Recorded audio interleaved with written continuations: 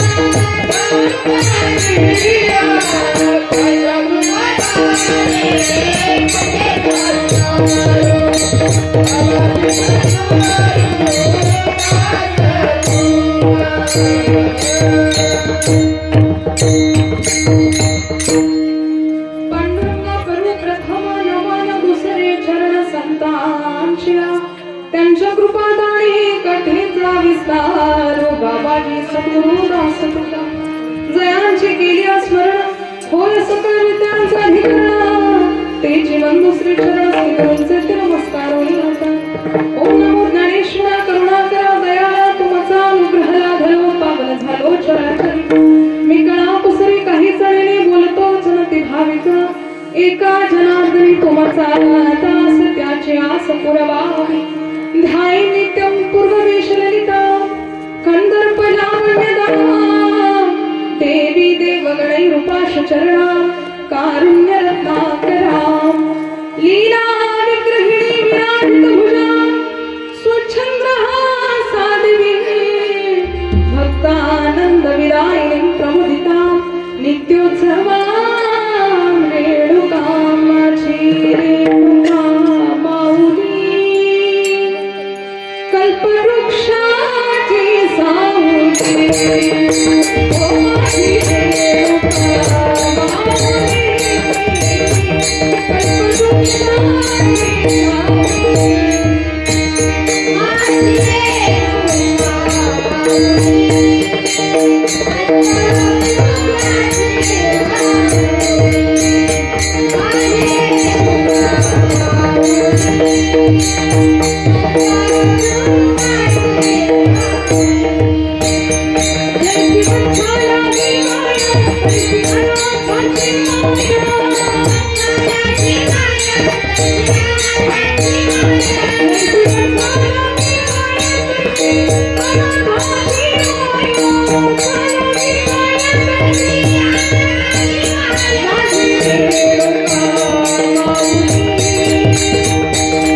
Thank you.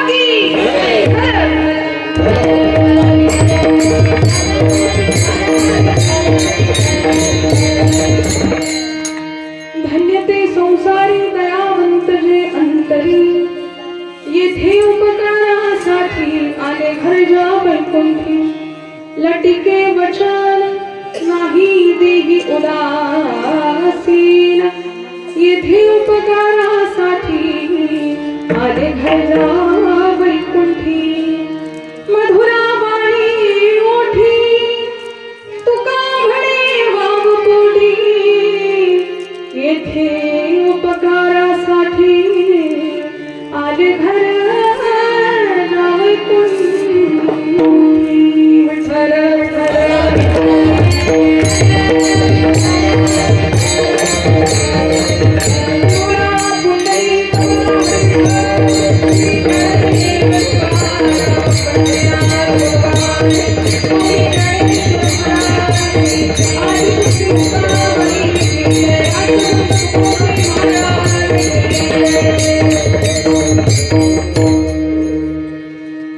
धन्य ते संसारी दयावंत जे अंतरी येथे उपकारासाठी आले घरला वैकुंठी प्रस्तुत सेवेकरता निवडलेला अभंग.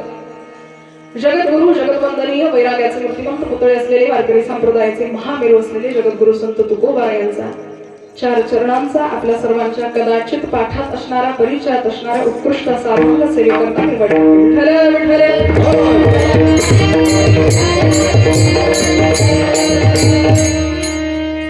विठ्ठल कीर्तनाला सुरुवात करण्याच्या पूर्वी अल्पसा परिहार द्यायचा तो असा. संत चरणांनी पावन आणि पवित्र झालेल्या आपल्या निमकवडा गावामध्ये प्रतिवर्षी प्रमाणात चालत आलेला कीर्तन महोत्सव यावर्षी सुद्धा पूर्णत्वाला जात आहे. राष्ट्रसंत तुकडोजी महाराज यांची 55वी पुण्यतिथी आपण सर्व जण साजरे करत आहोत. त्यानिमित्त उभारलेला हा सुंदर असा नाम संकीर्तन सोहळा. या सोहळ्यामध्ये 4थ्या दिवसाची कीर्तन रूपी सेवा आपण सर्वांनी माझ्यासारख्या अल्पज्ञानी पामराच्या वाटेवर सोपवली त्याबद्दल सर्वांचे ऋण व्यक्त करते आणि सेवेला आरंभ करते. विठ्ठल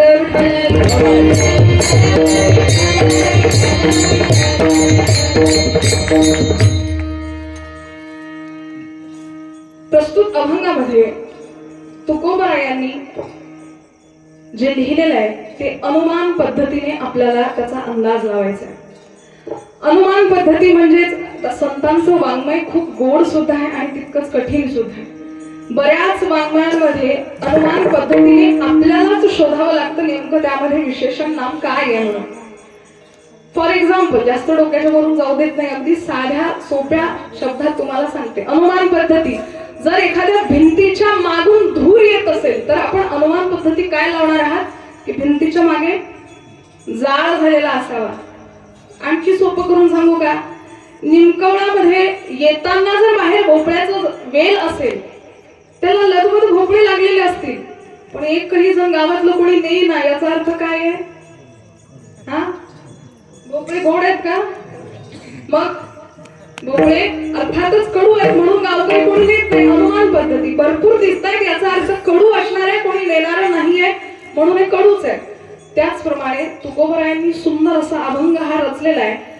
नाव कुणाचं घेतलेलं नाहीये, धन्य ते संसारी म्हटलेलं आहे, पण अनुमान पद्धती आपल्याला लावायची. बरंच वाङ्मय असं आहे. सुंदर ते ध्यान उभे विटेवारी, सुंदर ते ध्यान. पंढरीनाथाचं नाव नाही घेतलं कुठे, पण आपल्याला कळतं ना की माझ्या पंढरीच्याच राण्याचा हा अभंग आहे. किंवा जयाची द्वारी सोन्याचा पिंपळ अंगी ऐसे बळ रेडा बोले. ज्ञानोबरायांचं नाव नाही आहे पण अर्थातच अंगी ऐसे बळ रेडा बोले म्हटल्यानंतर अनुमान पद्धतीने आपण विचार करणं आपसुकच आहे. त्याचप्रमाणे आजच्या अभंगामध्ये तुकोबरायांनी सुंदर असा अभंग रचला. अनुमान पद्धतीने आपल्याला अंदाज लावायचा आहे की धन्य ते संसारी तुकोबराय म्हणतात. ते संसारी म्हणजे कोण नेमके आणि धन्य तरी कोण असावे याचा विचार आपल्याला आजच्या अभंगातून करायचा आहे.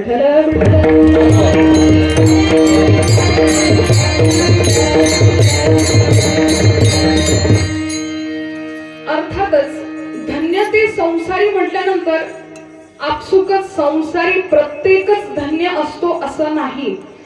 काही संसारी धिक सुद्धा असतात, काही निंद सुद्धा असतात, काही स्तुत्य सुद्धा असतात. जीवन जगण्याचे 4 प्रकार आहेत.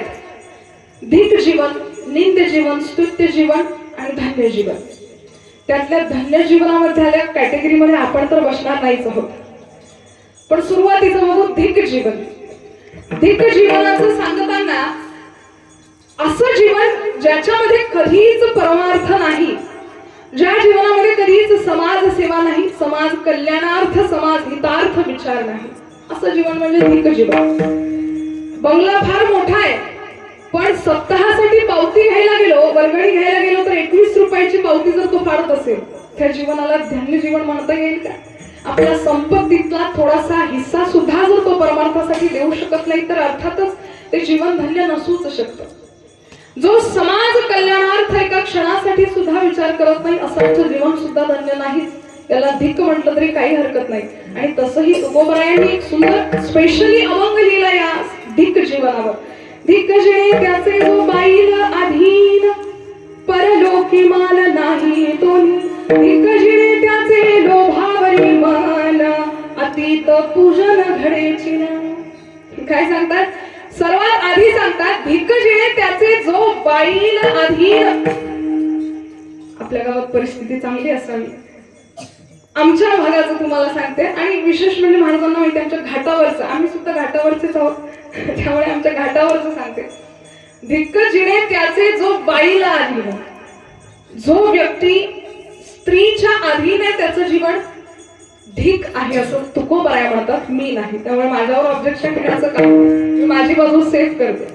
तुकोबराय म्हणतात धिक जिणे त्याचे जो बाईला अधीन, परलोकी मान नाही दोन्ही. धिक जिणे त्याचे लोभावरी मन, अतीत पूजन घडेची ना. ज्याचं मन 24 तास लोभावरच राहतं नुसतं, तो अर्थात माणूस धिकच आहे. त्याच्या जीवनाला धिक्कार असो असं तुकोबराय म्हणतात. नवे नवे काही सुभाषितकार सुद्धा सांगतात की धिक्तान धिक्तान धिगितान कथेति सततम कीर्तनस्त मृदुंगाः. ज्यांच्या जीवनामध्ये अध्यात्म नाही, परमार्थ नाही, समाज सेवा नाही, अशांच्या जीवनाला हा मृदुंग सुद्धा धिक्कार असो असा नाद नेहमी म्हणत असतो.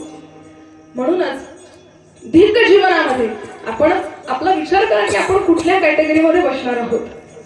असो, धिक जीवनामध्ये सुद्धा आपण बसण्यासारखे आहोत बरेच. ज्यांना अध्यात्माशी काही घेणं देणं नाही, ज्यांना समाजाशी घेणं देणं नाही, देशाशी घेणं देणं नाही, आपल्या समाज कार्याशी घेणं देणं नाही, आपल्या सनातन धर्माशी घेणं देणं नाही, असं आमचं जीवन आहे धिक जीवन. नंतर म्हणतात निंद जीवन. याचं जीवन सुद्धा तेवढंच आहे. कार्य दास होशी संसाराचा खर, दुःखाचे डोंगर भोगावे. जो नेहमी संसारामध्ये गुंतून राहतो, त्याला 4 भिंतीशिवाय बाजूला कुठलं तरी जग आहे कळत नाही, असांचं जीवन निंद जीवन. एक असतं स्तुत्य जीवन. कुणी कन्या पुत्र होती जे सात्विक, अशांचं जीवन आहे स्तुत्य जीवन. जे मुलं बाळ घडवतात, समाजासाठी काहीतरी कार्य करतात, संसारही सांभाळतात, समाजही सांभाळतात, असांचं जीवन आहे स्तुत्य जीवन. आणि एकमात्र धन्य जीवन आहे ते संतांचं, ज्यामध्ये सगळ्याच गोष्टींनी परिपूर्ण असं त्यांचं जीवन आहे. विठ्ठल विठ्ठल.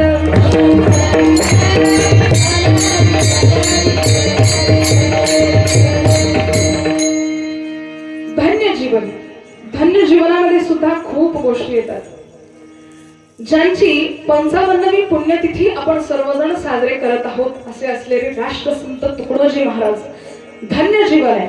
काय पराकाष्ठा आहे जीवनामध्ये, काय कष्ट सहन केले, समाजाची किती तळमळ हृदयामध्ये होती. एकदा फक्त चरित्र बघा तुकडोजी महाराजांनी काय केलं. आणि मला खरंच आनंद वाटला या गोष्टींचा. आतापर्यंत भागवत सप्ताहाचे किंवा आणखी कुठल्या सप्ताहाचे बऱ्याच तारखा आल्या, बरेच कीर्तन सुद्धा करण्यात झाले, पण राष्ट्रसंत तुकडोजी महाराजांच्या स्मरणार्थ कुठला तरी सप्ताह व्हावा आणि त्यामध्ये कीर्तन माझं व्हावं, हे खरंच माझं मी परमभाग्य समजते. आणि त्यातल्या त्यात तुम्ही सर्वांनी मला इथे आमंत्रित केलं, त्याबद्दल पुन्हा एकदा तुमच्या सर्वांचे ऋण व्यक्त करते. विठ्ठल विठ्ठल.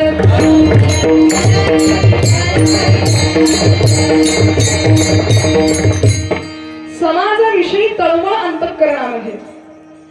त्यांना माहिती होतं भारत हा देश खेड्यापाड्यांचा आहे, कृषी प्रधान देश आहे. मौलांना कळते ना माझी भाषा सर्वांना?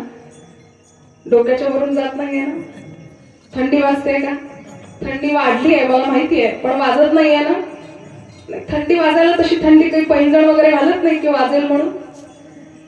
थंडीचाच विषय झाला. आम्ही परवा कीर्तनाला गेलो होतो, बस स्टॉपवर थांबलो, गाडीची व्यस्तता असल्यामुळे.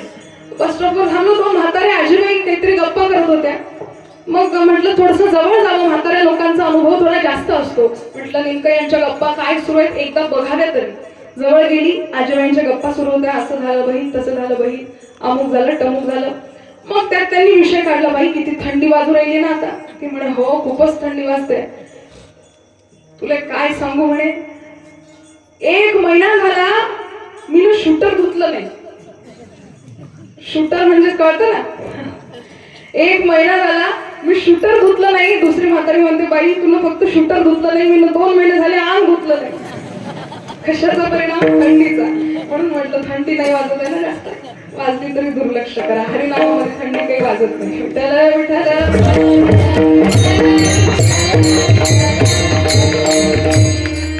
आदरणीय राष्ट्रसंत तुकडोजी महाराज, भारत हा देश खेड्यापाड्यांचा आहे, कृषी प्रधान देश आहे. खेड्यापाड्यांच्या या देशामध्ये आपल्याला उन्नती करायची आहे, नवीन राष्ट्राची निर्मिती करायची आहे, असं स्वप्न उराशी बांधून प्रत्येक चळवळ त्यांनी केली. ग्रामोन्नतीचा सर्वात पहिले त्यांनी विचार केला. ग्रामोन्नती, ग्राम विकास हाच विचारसरणी त्यांचा केंद्रबिंदू होती. राष्ट्राची उन्नती करण्यासाठी सुरुवात ग्रामीण भागापासून करावी लागेल, म्हणून लिहिण्यात आली ती ग्रामगीता, ज्याच्यामध्ये असंख्य प्रकारचं ज्ञान आहे. एकदा फक्त वाचून बघा. जीवनातल्या प्रत्येक गोष्टींविषयी त्यांनी खूप सुंदर अशी विचारसरणी त्याच्यामध्ये स्पष्ट केलेली आहे. आपला अंदाजा सुद्धा लागणार नाही एवढं सुंदर काव्य त्याच्यामध्ये. व्यसनमुक्तीसाठी कितीतरी काव्य केलेलं आहे. नवे नवे गौमातेसाठी कितीतरी काव्य केलेलं आहे. माझ्या देशाची गाय वाचावी, माझ्या सनातन धर्माची गाय वाचावी, माझ्या सनातन धर्मामधला प्रत्येक तरुण हा निर्व्यसनी व्हावा, अशा त्यांच्या संपूर्ण स्वप्न उराशी बांधलेलं आणि त्याच्यासाठी केली जाणारी ही चळवळ अविरतपणे चालू होती. अख्खं जीवन आपलं समाज कल्याणार्थ ज्यांनी झिजवलं. नव्हे नव्हे स्त्रीला सुद्धा दास्यत्व पत्करून ठेवू नका. स्त्रीला सुद्धा तिचे तिचे अधिकार आहेत आणि तिला तिच्या अधिकारामध्ये पुढे जाऊ द्या, असा विचार करणारे एकमेव संत म्हणजे राष्ट्रसंत तुकडोजी महाराज. स्त्रीला सुद्धा स्वातंत्र्य आहे, तिने सुद्धा उद्योग करावा, तिने सुद्धा पुरुषाच्या खांद्याला खांदा लावून काम करावं. पुरुषी अहंकारात जे पुरुष स्त्रीला दासत्व पत्करायला सांगतात, अशांना तुकडोजी महाराजांनी चांगलाच धडा शिकवला.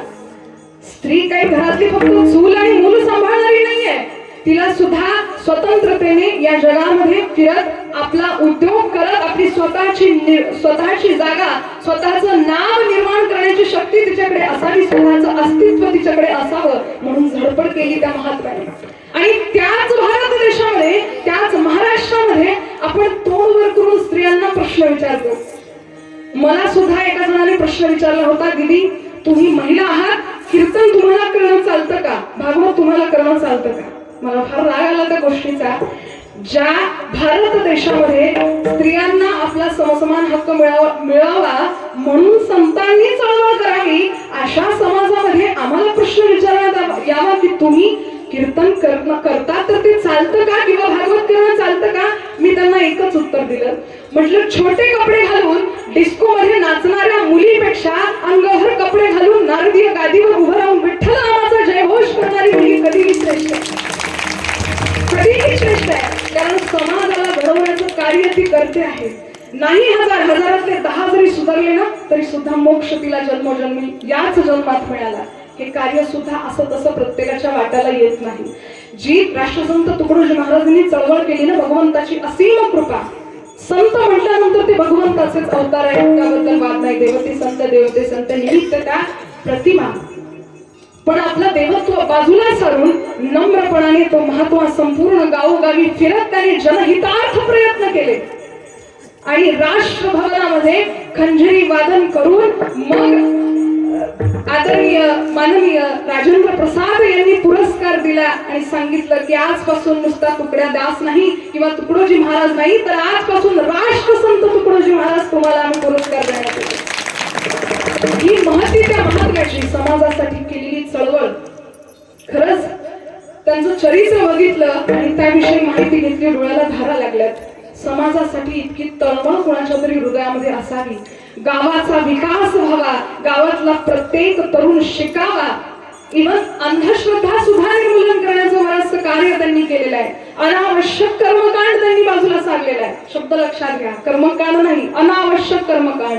भोळी भावळी जनता जी अनावश्यक कर्मकांडाला बळी पडते ते बाजूला करण्याचं काम तुकडोजी महाराजांनी केलं. पण बरेच जण आज त्याच्यावर सुद्धा टीका करतात आणि त्याच्यावर सुद्धा बऱ्याच ठिकाणी वाद आहेत. एकदा मनापासून काव्य वाचलं आणि त्या विभूतीला समजून घेतलं, तुकडोजी महाराजच नाही बरेच काही महात्मे, की मग मात्र शंका कुशंका उरत नाही. देवाचे अवतार ते असूनही देवत्व बाजूला सारून रामाचा विचार केला. किती हा नम्रपणा, किती हा साधेपणा आणि किती हा समाधानी वृत्ती, किती समाधानी वृत्ती. माझ्या हृदयस्थ असणारी एक सुंदर त्यांची काव्य रचना जी मी प्रत्येक गावामध्ये प्रत्येक श्रोत्याला ऐकवते, कारण त्याच्यापासून आदर्श घ्यावा अशी ती काव्य रचना आहे. तुकडोजी महाराज म्हणतात, जीवनामध्ये किती समाधानी असावं माणसाने. ऐकताय ना सर्व? आपण एक आहोत की क्षणाक्षणाला आपल्या अपेक्षा वाढत जातात. पण तुकडोजी महाराजांनी सांगितलं की अपेक्षांना बाजूला सारा, कारण अपेक्षेच्या मागे दुःख आल्याशिवाय राहत नाही. समाधानी वृत्तीने कसं जीवन जगावं ते म्हणतात, भूमीवरी पडावे ताऱ्याकडे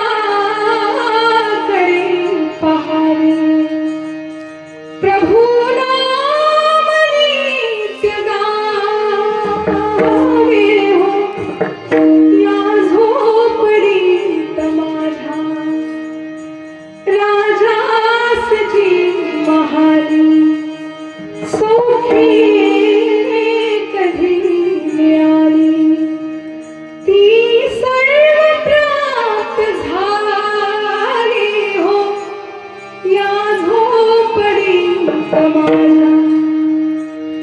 हे पहारे आणि तिजोऱ्या, त्यातून होती चोऱ्या रे, दारास नाही दोऱ्या रे, या झोपडीत माझ्या भूमीवरी पडावे. पाहुणी सौख्य माझे देवेंद्र तो हिराजे, शांती सदा विराजे हो, या झोपडीत माझ्या तुकड्यावरती कडावी, पाणी तुझ्या नमावी, मूर्ती तुझी राहावी हो, या झोपडीत माझ्या, या झोपडीत माझ्या, या झोपडीत माझ्या. काय सुंदर काव्य लिहिलं. भूमीवरी पडावे ताऱ्याकडे पहावे, समाधान त्यांच्याकडे पाहून शिकावं. आज रे छोट्या छोट्या गोष्टीवरून आपल्या अपेक्षा वाढतात ना. 10,000ची लॉटरी लागली तर 20,000ची लागायला हवी होती असा विचार करणारे आपण माणसं. पण आदर्श घ्यावा त्या तुकडोजी महाराजांचं. किती साधं जीवन आहे आणि किती नम्र जीवन आहे. भूमीवरी पडावे ताऱ्याकडे पहावे, प्रभू नाम नित्य गावे, या झोपडीत माझ्या. येता तरी सुखे जा, जाता तरी सुखे जा, कोणावरी न बोझा, या झोपडीत माझ्या. काय लिहिलंय? एखाद्या श्रीमंताच्या घरात जायचं म्हटलं की श्रीमंताच्या मुलाच्या हातात 500-1000ची नोट ठेवावी लागते ना. 1000ची बंद झाली असावी, पण 500ची 2000ची मोठा भार आहे, मोठं काहीतरी द्यावं लागेल. पण तेच एका गरीबाच्या घरी, गरीबाच्या झोपडीत जायचं म्हटलं तर मुलाच्या हातात 1 रुपया जरी दिला ना तरी आनंदात ते मूल नाचत नाचत जातं आणि त्याचं चॉकलेट घेऊन येतं. खरं आहे की खोटं आहे भावल्यानं? बरोबर आहे ना? तुकडोजी महाराज ते सांगतात, येता तरी सुखे या, जाता तरी सुखे जा, कोणावरी न ओढा, या झोपडीत माझ्या. काय आनंद आहे या झोपडीमध्ये. त्यातल्या त्यात भगवंताचं नामस्मरण आहे. असा प्रामाणिकतेचा, नम्रतेचा धडा आपल्या सर्वांना देणारे तुकडोजी महाराज. समाजासाठी असंख्य चळवळ केली, असंख्य प्रयत्न केले, त्यानंतर अनंतात विलीन झाले. आजही त्यांचे भक्त, आजही त्यांचे शिष्य, आजही आपण सर्व त्यांच्या स्मरणार्थ त्यांच्या कितीतरी काव्यरचना आपण गातो आणि त्यांना स्मरण करतो. त्यापैकीच एक हा सुंदर असा सप्ताह त्यांचं स्मरण करण्यासाठी आपण उभारलेला आहे. विठ्ठल विठ्ठल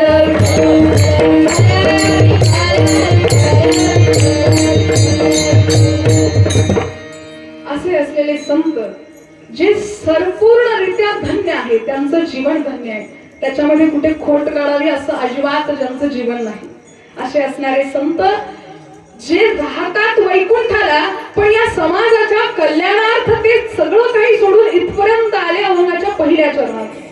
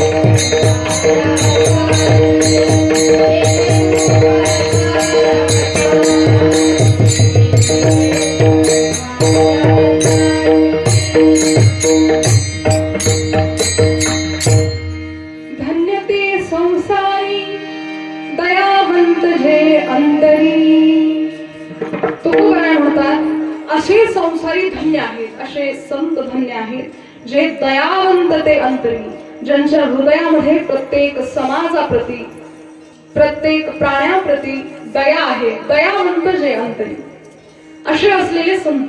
बरं, एवढी हृदयामध्ये दया असून सुद्धा जे काही नास्तिक मतवादी लोक आहेत ते त्यांच्यावर संशय करतात. मी आधीच बोलले ना तुम्हाला, बऱ्याच वेळेस संतांवर आपला संशय असतो. दयावंत हृदयापासून ते आहेत, ते धन्य आहेत, ते आपल्यासाठी इथपर्यंत आले. त्यांची तळमळ होती की यांना सर्वांना सुद्धा भगवंत कळावा, यांच्या मनामध्ये सुद्धा काहीतरी परिवर्तन व्हावं, म्हणून आपण कार्य करावं आणि म्हणून आपण पृथ्वी तलावर जावं, या उद्देशाने ते आले. तसंच पाहिलं तर आम्ही वैकुंठवासी आलो याची कारणासी, इथे इथपर्यंत त्याच्यासाठी आले, पण आपण मात्र त्यांच्यावरच उलट व्हायचं. मला एकाने प्रश्न विचारला होता, म्हणे दीदी खरंच आळंदीच्या त्या दगडामध्ये माऊली ज्ञानोबा आहेत का? काय प्रश्न केला? आता खरंच हा प्रश्न महाराष्ट्रामध्ये विचारावा कुणी कोणाला? आहेत असे लोक. खरंच आळंदीच्या त्या दगडामध्ये माऊली ज्ञानोबा आहेत का? म्हटलं दगडामध्ये माऊली ज्ञानोबा आहेत, पण त्याच्यावर डोकं ठेवणारा मात्र दगड नसावा, म्हणजे कमवलं. हो की नाही? दगडाने जर त्याच्यावर डोकं ठेवलं तर मग कसे कळणार माऊली ज्ञानोबा? अहो, संतांवर संशय घेणारे सुद्धा लोक आहेत या जगामध्ये, आजही घेतात. बिचाऱ्यांनी खूप सहन केलं आपल्यासाठी. दुरितांचे तिमिर जाओ, विश्व स्वधर्म सूर्य पाहो, जो जे वांशील तो ते लाहो प्राणी जात मौली. ज्ञानोबा एकाचा नाही, संपूर्ण समाजाचा विचार समोर मांडला. पसाय दानामध्ये स्वतःसाठी नाही मागितलं काही. चरित्र तुम्ही बघाल तर स्वतःच्या घरामध्ये खाण्याची सोय नव्हती. माता पिता वाचून पोरकी लेकरती छोटीशी मुक्ताई पदोपदी आईची आठवण काढायची. एवढ्या सगळ्या प्रतिकूल परिस्थितीमध्ये सुद्धा ज्ञानोबा पसाय दानामध्ये समाज हितार्थ पसाय दान मागितलं. हा त्यांच्या मनाचा मोठेपणा आहे. आणि त्याच समाजामध्ये आपण प्रश्न विचारतो, खरंच रेड्याच्या मुखातून वेद बोलविला की रेडे आडनावाचा कुठला तरी माणूस होता? असे प्रश्न आपण विचारावे. आणि आजच नाही, त्या काळात सुद्धा संतांची परीक्षा घेण्यात आली. बरं, राष्ट्रसंत तुकडोजी महाराजांना सुद्धा स्वतंत्र चळवळीमध्ये काही कालावधीसाठी कारावास भोगावा लागला तुरुंगाचा. आपल्यासाठी, दुसऱ्या कोणासाठी नाही. स्वतंत्र चळवळ कोणासाठी होती? एकट्यासाठी होती का? कुटुंबासाठी होती का? संपूर्ण समाजासाठी होती. आणि त्यांच्यासाठी कारावास तुरुंगामध्ये जाऊन भोगला. खूप संतांना त्रास झालेला आहे. जनाबाई रोज जात्यावर दळण दळायची. रोज पंढरीनाथ दळण दळून लागायला यायचे. काही लोकांनी ऐकला आवाज. जनाबाई रोज जात्यावर दळण दळायची आणि ओवी गायची. तू ये रे बा विठ्ठला, सुंदर ओवी गायची. त्यामध्ये भगवंत सुद्धा ओवी गाऊ लागायचे. मग काही नास्तिक लोक गावातल्या पाटलाकडे गेले, सरपंचाकडे गेले आणि सांगायला लागले, जणी मोठी स्वतःला पंढरीनाथाचा भक्त म्हणून येते, पण झोपडीमध्ये पुरुषी आवाज कोणता तरी येतो. सकाळी सकाळी पहाटे जर तुम्ही जाल तर पुरुषी आवाज येत असतो तिथून. पाटलाला वाटलं, खरंच जनाबाई तर नामदेवरायांकडे राहते, भगवंताची भक्त म्हणून येते, आणि झोपडीतून पुरुषी आवाज कुठला येतोय? म्हणून सर्वांनी परीक्षा घेण्याचं ठरवलं. अगदी पहाटे पहाटे सर्वजण जाऊन झोपडीच्या बाहेर उभा राहिले. जनाबाई सुंदर भजन म्हणते, ओवी म्हणते, आणि पुरुषी आवाज येतोय. कान देऊन ऐकलं, काहीतरी पुरुषी आवाज येतोय. जणे दार उघड. जनाबाईंनी दार उघडावं. हात पिठाचे भरलेले जनाबाई हात झटकत बाहेर आल्या. काय म्हणता पाटील, एवढ्या सकाळी सकाळी कसं येणं केलं झोपडीकडे? पाटलाने सांगितलं, जणे स्वतःला भक्त म्हणवतेस आणि झोपडीमधून पुरुषी आवाज कोणता येतोय ग? कोण येतं तुझ्या झोपडीमध्ये रोज? रोज आम्ही आवाज ऐकला. एक नाही, 100 जणांनी आवाज ऐकला. कोण येतं जणे सांग. जनाबाई म्हणाली, पाटील खरं सांगू का, हसणार नाही ना तुम्ही? पाटील म्हणाले, नाही नाही हसणार नाही, माझा पांडुरंग येतो माझ्यासोबत ओवी गायला. चल चल झाले, खोटं बोलतेस. 4-5 जण गेले झोपडीमध्ये, पाहताय कोणी कुठेच दिसेना. पुन्हा बाहेर आले, जणे खरं सांग कोण येतं? जनाबाई काकून त्याला येऊन सांगते, खरंच माझ्या झोपडीमध्ये पांडुरंग येतो. रोज मला ओव्या गाऊ लागतो. कुठे लपवलाय मग त्याला? जर तू येतोय तर आम्हाला सुद्धा दिसावा. कुठे लपवलाय सांग. जनाबाई उत्तर देतात. कुठे लपवला या प्रश्नाचं सुंदर उत्तर देत जनाबाई म्हणतात, हृदयाचा बंदी खाना केला, हृदयाचा बंदी खाना केला,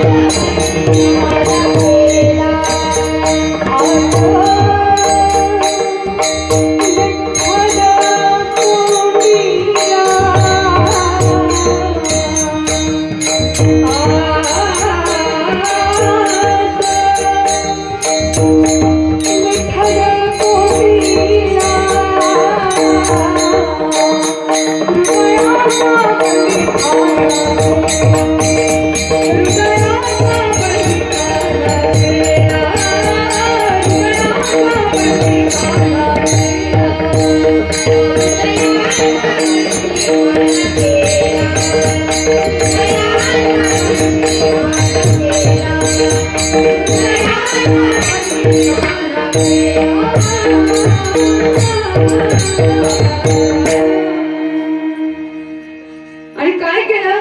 धरला पंढरीचा चोर. कसा धरला?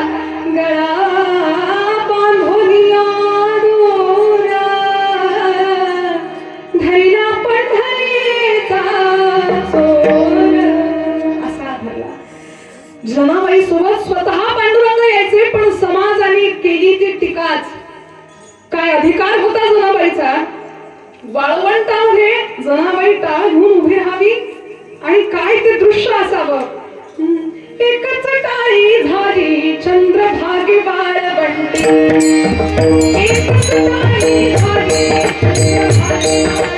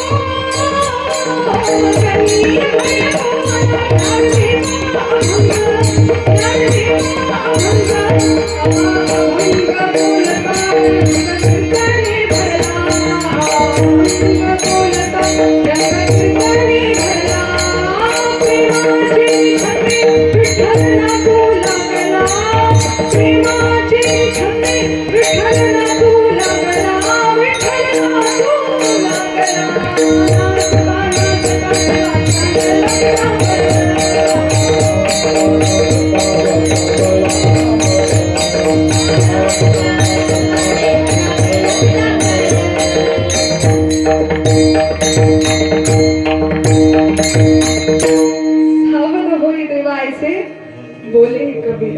अधिकार होता. जनी म्हणे बोला ज्ञानदेवा भंगा, जनी म्हणे बोला ज्ञानदेवा. ज्ञानदेवांना जनाबाईने सांगावं त्यानंतर या गाणं आता भंग. एवढा अधिकार असून आपण त्यांच्यावर टीका करावी. पण असो, ज्यांचा अगणित असा विश्वास भगवंतावर आहे, ज्यांचा अगणित असा विश्वास संतांवर आहे, ज्यांचा अगणित असा विश्वास संतांच्या वाङ्मयावर आहे, त्याला मात्र कधी ना कधी भगवंत एकदा तरी भेटल्याशिवाय राहत नाही. विठ्ठल विठ्ठल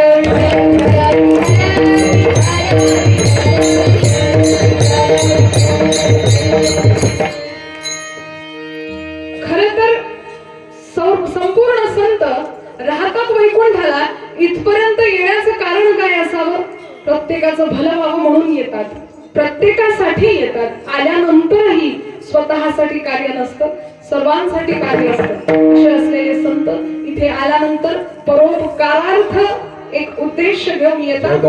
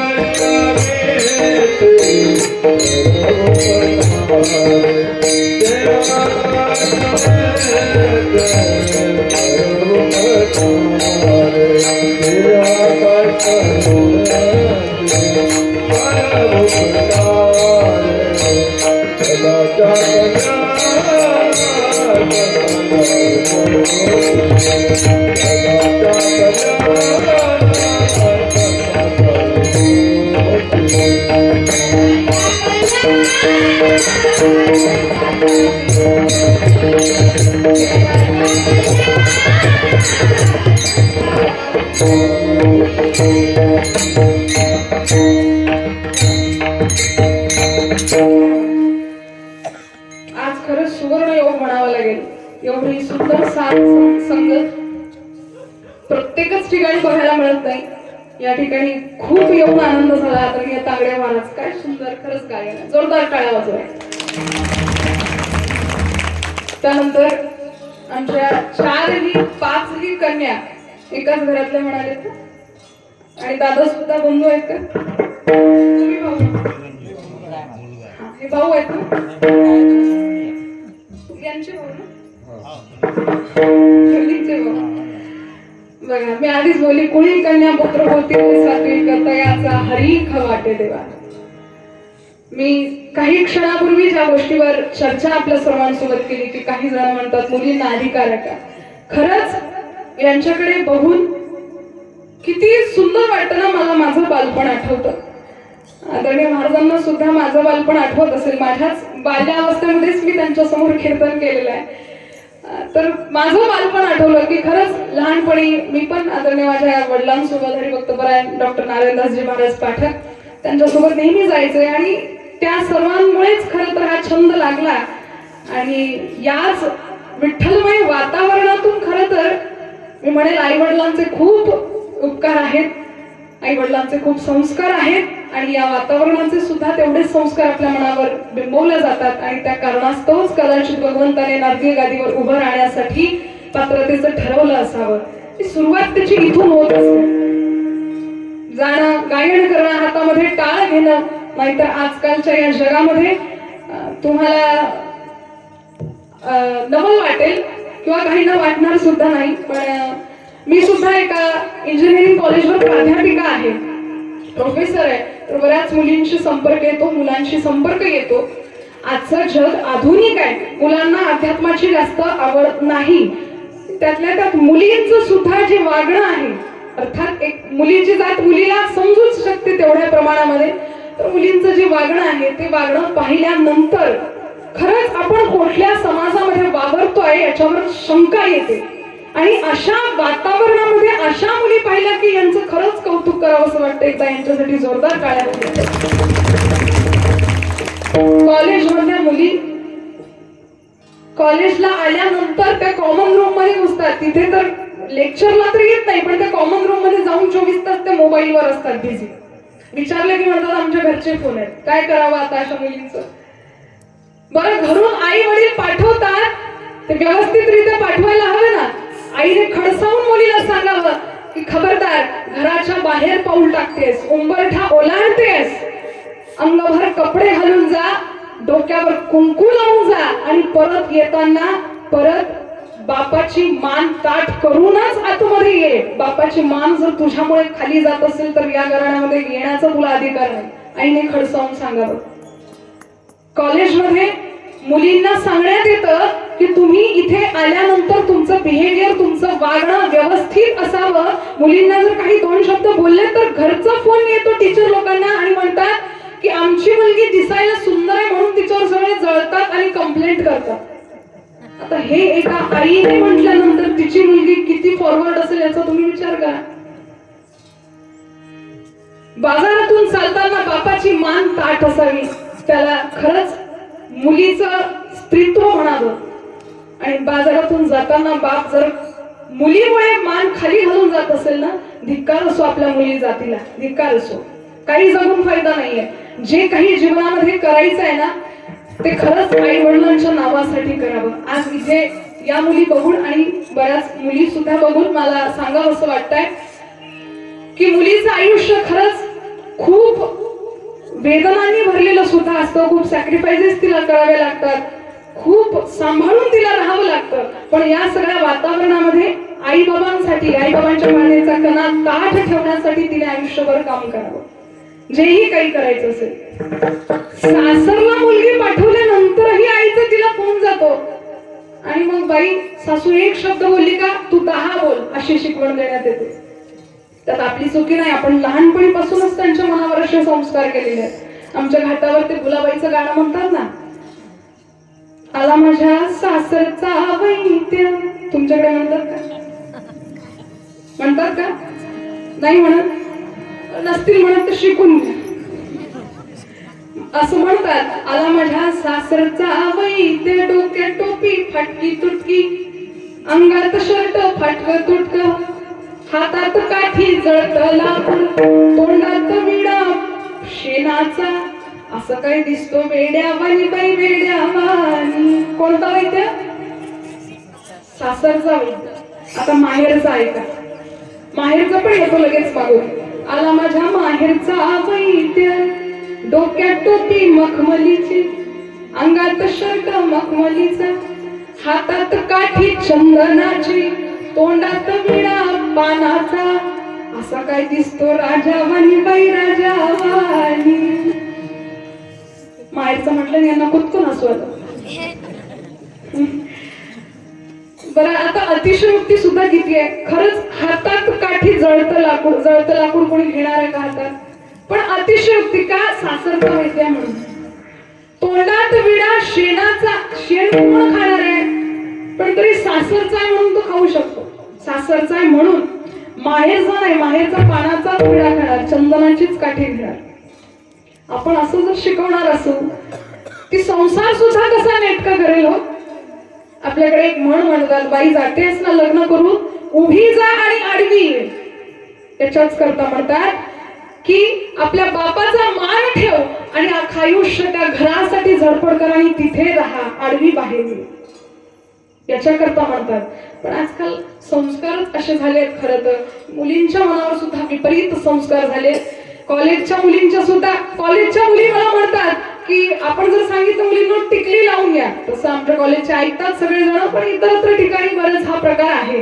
टिकली लावून या म्हटल्यानंतर मुली म्हणतात मॅडम जीन्सवर कुठे टिकली लावतात? मी पण त्यांना सांगते की टिकली जीन्सवर नसतात लावत, कपाळाला लावत असतात. विठ्ठला विठ्ठला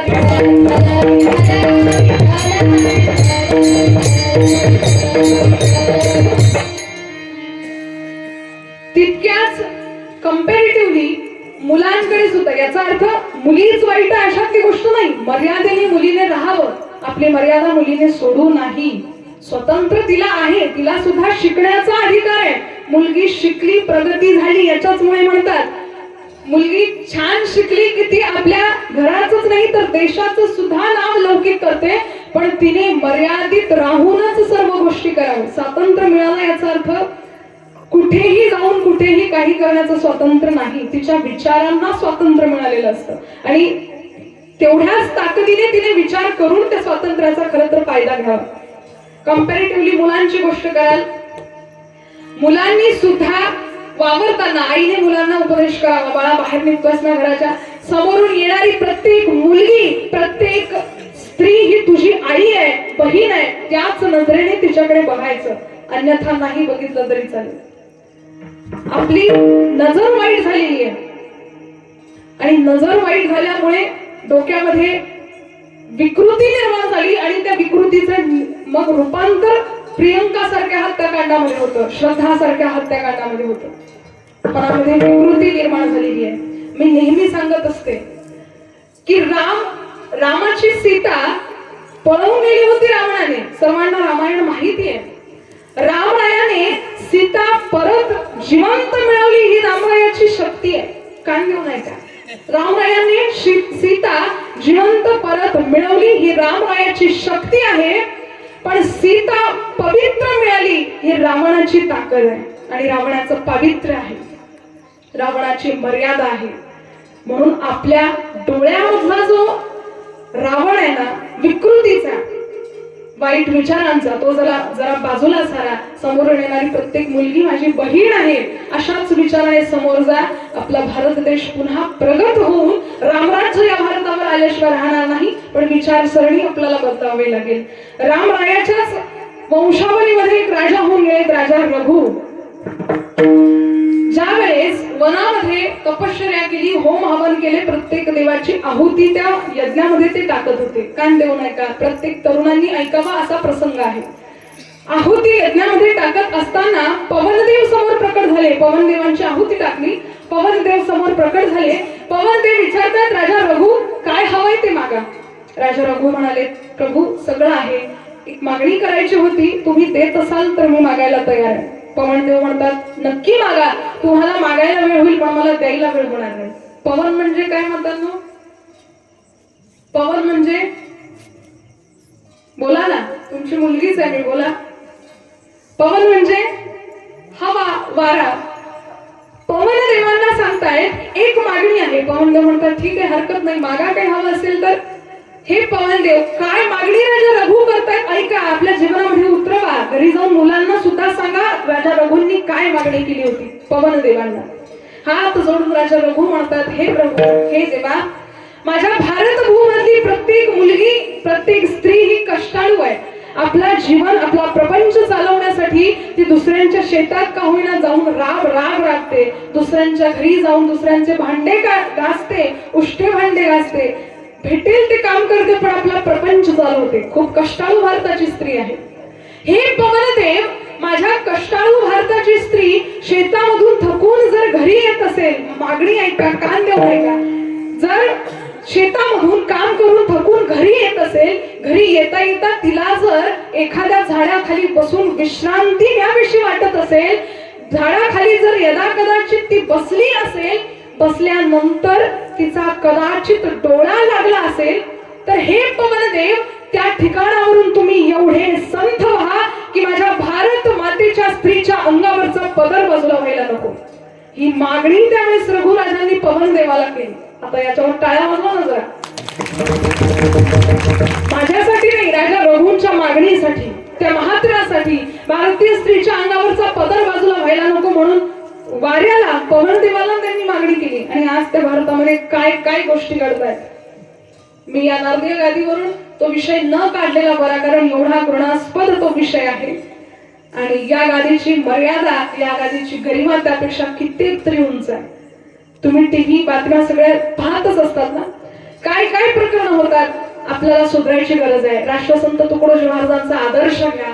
राष्ट्राला सुधरवायचंय, देशाला जर सुधरवायचंय तर गावापासून सुरुवात करावी लागेल. आणि गावापासून सुरुवात करताना घरापासून करावी लागेल.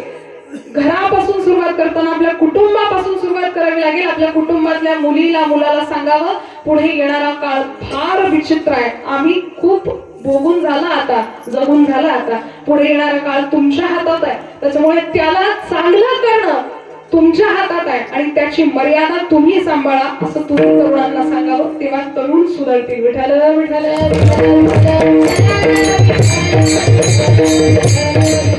आज तरुणांना या धर्ममंडपामध्ये सुद्धा येण्याची फार आवश्यकता आहे. मी आल्यावर आयोजक मंडळींशी, काकांशी माझं बोलणं झालं की तरुण मंडळी याच्यामध्ये भागच घेत नाही. खरं तर हा धर्म मंडप आपल्या जीवनामध्ये परिवर्तन घडवण्यासाठी आहे. इथे यावं, विचार, वेगवेगळ्या वक्त्यांचे विचार ऐकावे, वेगवेगळ्या कीर्तनकारांचे विचार ऐकावे आणि आपल्या जीवनामध्ये काहीसा बदल करावा, परिवर्तन व्हावं, याच्यासाठी केलेला हा अट्टहास आहे. पण इथे कोणी यायला तयार नाही. आमच्या परीक्षा आहे, आमचा डंक आहे, आमचं टमक आहे. अहो, 1.5 तास परमार्थासाठी दिला तर काय आपलं बिघडतं. आणि मी नेहमी सांगत असते, ही जागा ना परिवर्तनाची जागा आहे. इथे कोणी ऐरागैरा येऊ शकत नाही. इथे येणाऱ्याला भाग्यच असावं लागतं. इथे तसं येण्याचा नाही. बघा, जिन्हें लोग चुनते हैं वो संसद में बैठते हैं. तुम्ही करता ना वोटिंग, जिन्हें लोग चुनते हैं वो संसद में बैठते हैं और जिन्हें मेरे प्रभु चुनते हैं वो सत्संग में बैठते हैं. ज्यांची निवड भगवंत करतो त्यांना इथे बसण्याचा अधिकारी भगवंत समजत असतो. म्हणून इथे येणं म्हणजे भगवंतानेच तुम्हाला जणू काही पाठवलंय की काय, असा त्याचा अर्थ होतो. इथे प्रत्येक जण असं नाही होऊ शकत. इथे भाव ठेवून येणं महत्वाचं आहे. इथे आल्यानंतर जीवनामध्ये अलौकिक परिवर्तन होतं, पण येणं आधी महत्वाचं आहे. प्रत्येकाच्या नशिबात नसतं. ज्याच्या आहे त्याने यावं आणि आपल्या जीवनाचं सोनं करून घ्यावं. इव्हन भाव ठेवून इथपर्यंत यावं. आणि भावच नसेल तर काही हरकतच नाहीये. तिथे तर मग आपलं पतनच पतन आहे. जसं की तुकडोजी महाराज आणखी एका काव्यामध्ये सांगतात ना, हे मनी नाही भाव म्हणे देवा मला, मनी नाही भाव म्हणे देवा मला, देवा शान भेटायचा नाही हो, देव बाजारचा भाजीपाला नाही, देव बाजारचा भाजीपाला नाही हो, देव बाजारचा भाजीपाला नाही हो.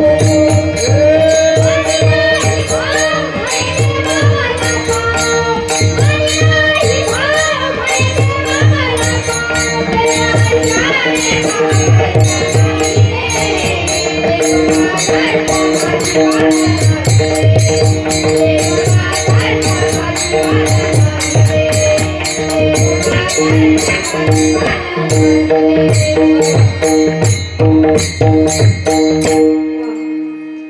भजन आहे पण आपल्याजवळ वेळेची कमतरता असल्यामुळे थोडं आपल्याला शॉर्टकट घ्यावं लागतं.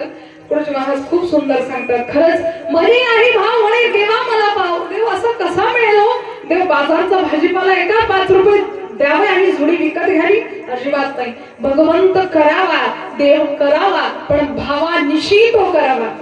इथे जर भावना रहित कीर्तनात यायचं आपण कशासाठी? कीर्तनकार हसवतायत म्हणून कीर्तनात चला.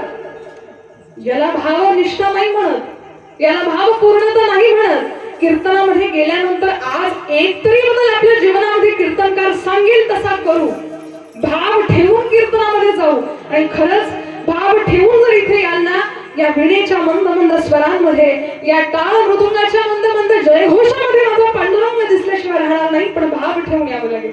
क्योंकि भाव के बस में है भगवान.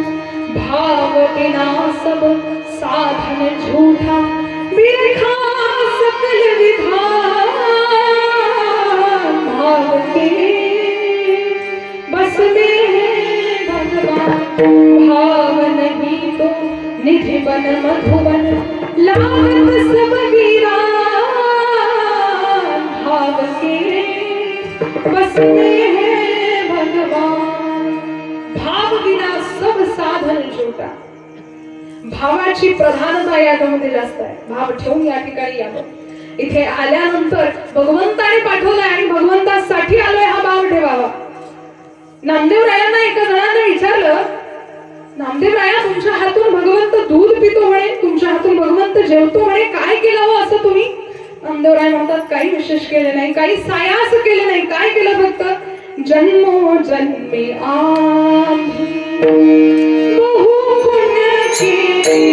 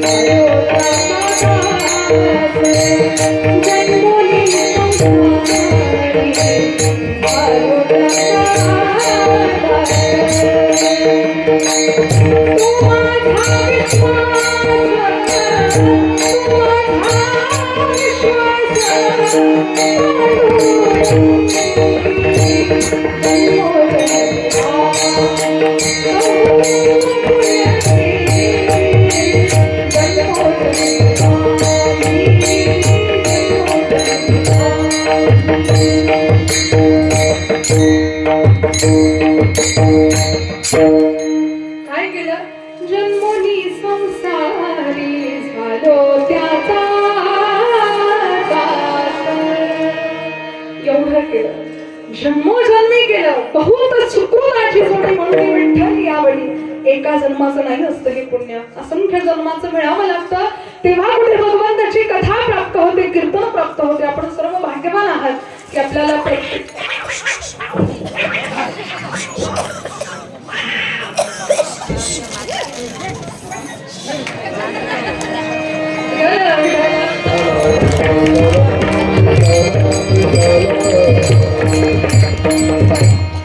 यांचं सुद्धा पुण्यच म्हणावं बरं. विठ्ठला विठ्ठला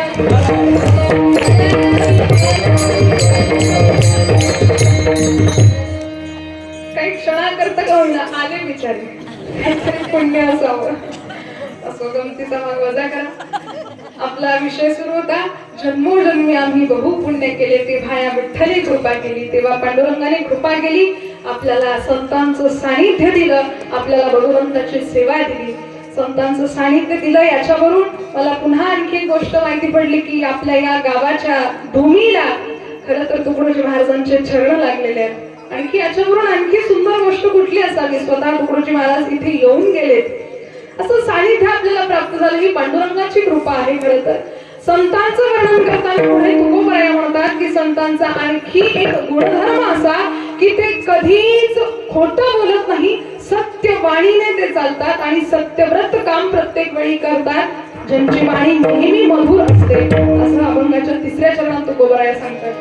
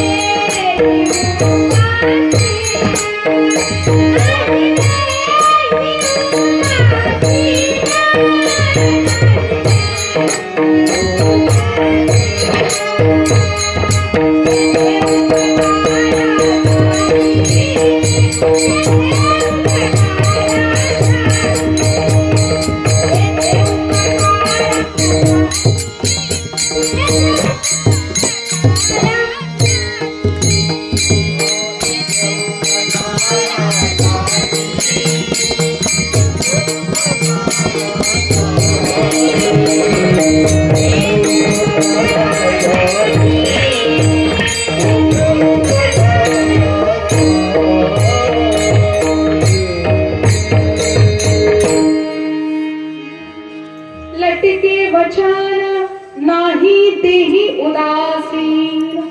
तुकोबराय म्हणतात लटिके वचन नाही तेही उदासीन.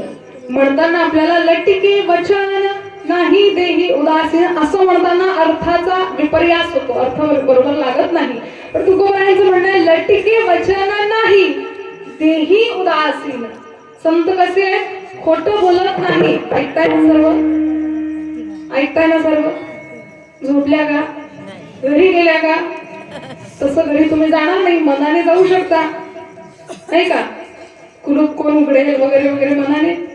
पण काही चिंता करू नका, घरी सगळं व्यवस्थित आहे, दूध झाकलेलं आहे.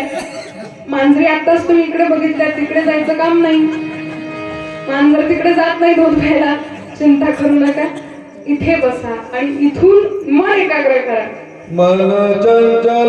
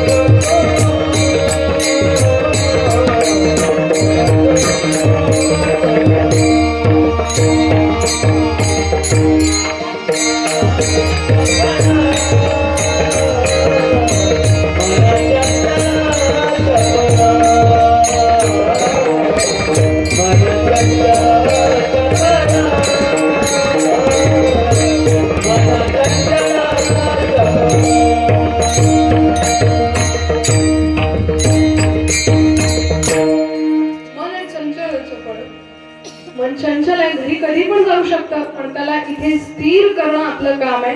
आज आपल्याला इथे स्थिर करायचंय अवघ्या 10 ते 15 मिनिटासाठी. विठ्ठल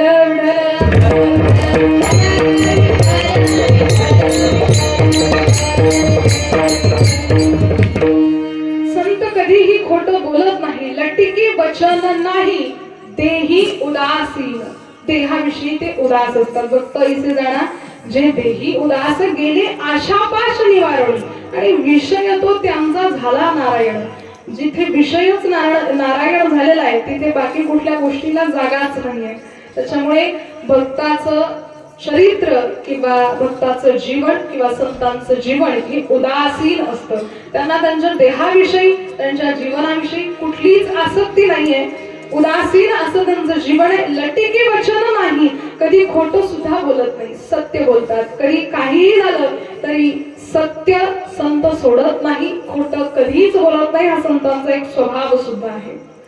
संतांचं खरंच सानिध्य आपल्याला मिळणं खूप मोठी गोष्ट आहे. कारण तसंही सांगितलेलं आहे की चंद्रामृत सुखे सेववेल असता जाता रवी धरवेल बाह्य हेळा सागर तरवेल करी साधूची भेटी न होईल गायसी कैसे मिळतील साधू.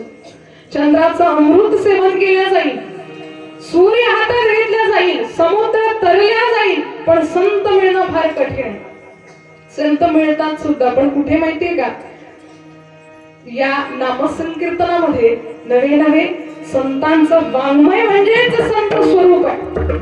आज आपल्या घरामध्ये ज्ञानेश्वरी असणं नुसतं असणं नाही. ज्ञानेश्वरी असून ती वाचणं म्हणजे साक्षात रोज ज्ञानोबायांचं दर्शन घेतल्यासारखं आहे.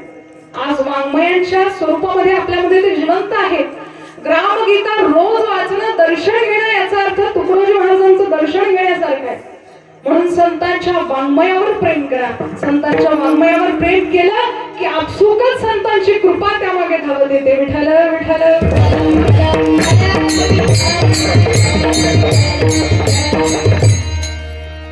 पुढे तुकोबराय म्हणतात असे संत जे कधीच कुणाचं अंतःकरण दुखवत नाही. सर्वांवर दया करतात. त्यांच्या वाणीमध्ये सदंतर माधुर्य असं असतं. त्यांची वाणी कधीही विस्कटलेली नसते किंवा कधीही विपरीत ते वचन करत नाही. माधुर्याने भरलेली अशी त्यांची वाणी आहे. अभंगाच्या 4थ्या चरणामध्ये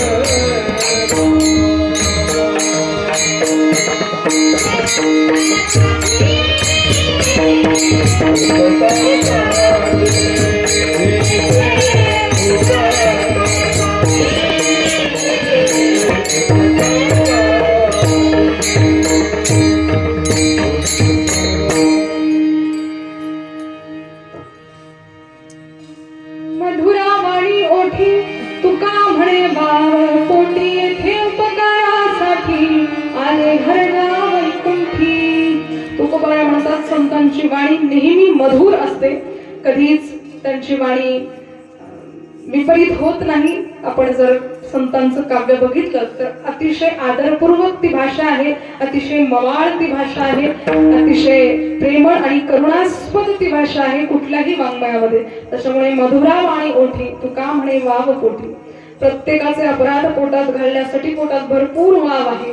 समाजाने खूप डावललं, समाजाने खूप लाथाडलं, पण प्रत्येकाच्या चुकांना क्षमा करत मोठं मन दाखवत सर्व संतांच्या पोटामध्ये तेवढी वाव आहे. सर्वांना त्यांनी आपलंसं केलं असं तुकोबाराय अभंगाच्या 4थ्या चरणामध्ये सांगता आहे.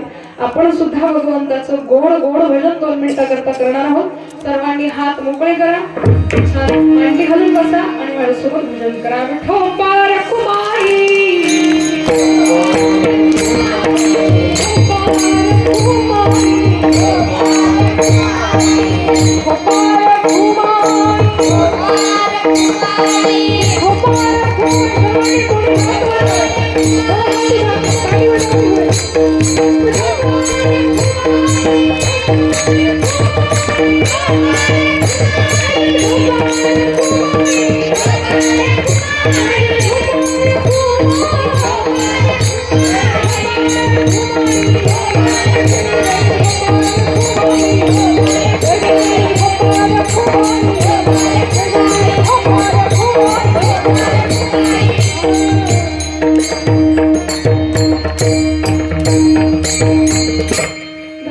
संसारी दयावंत जे अंतरी येथे उपकारासाठी आले घरजा वैकुंठी.